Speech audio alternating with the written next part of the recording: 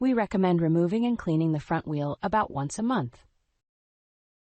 Use a soft surface to protect the SLAM LiDAR when flipping the bot.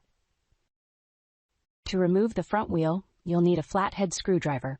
Using the screwdriver for leverage, grip the wheel firmly and pull.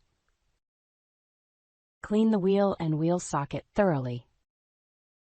When done, press and lock the wheel back onto the wheel assembly again.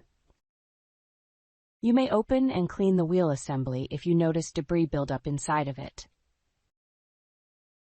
To do so, first remove the front wheel using a flathead screwdriver. Once the front wheel is popped out, unscrew the wheel assembly.